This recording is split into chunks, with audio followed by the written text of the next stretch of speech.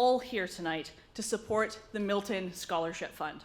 That fund provides a bursary of $1,000 to a student at each high school in Milton, plus the student of a chamber member.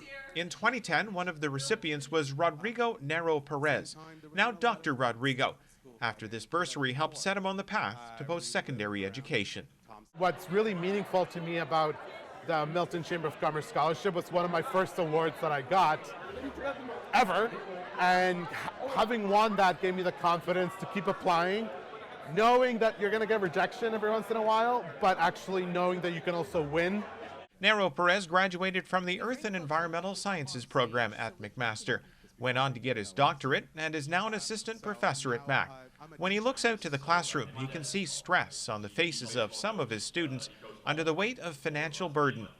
The most recent numbers from Stats Canada come from 2020 and show the debt level for students in college and different levels of university education, as well as the percentage of students who owe money.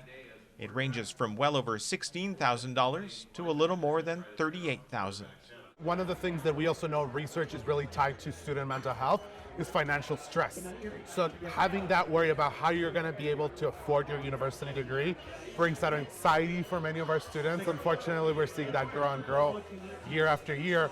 But also the fact that many of our students now have to get not just one part-time job, which is what I had during my schools, but now multiple part-time jobs.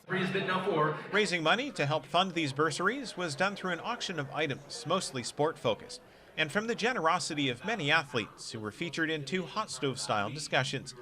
While we think mostly of the accomplishments at the pinnacle of their careers, they too needed help along the way, turning to coaches as they made their way through the minors, and sometimes later becoming coaches and sharing their wisdom. Obviously, our parents is always number one, and coming from Kelvington, Saskatchewan, a small community, it's the town. Everybody that was around the ball diamond, the hockey rink, they are all parents and supporters of all us young guys that were playing. I enjoy working with kids, watching them develop, helping them develop, and watching a smile comes on their face when they accomplish something. The potential for new post-secondary accomplishments grew this year with the introduction of a brand new scholarship for a Wilfrid Laurier student at the Milton campus. We're looking to try and offer as much help as we can to folks in the community with need going up. We're trying to respond to that.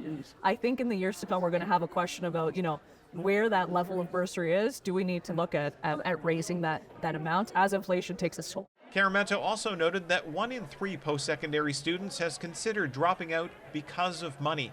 These bursaries aim to have a positive impact on those numbers and students' futures.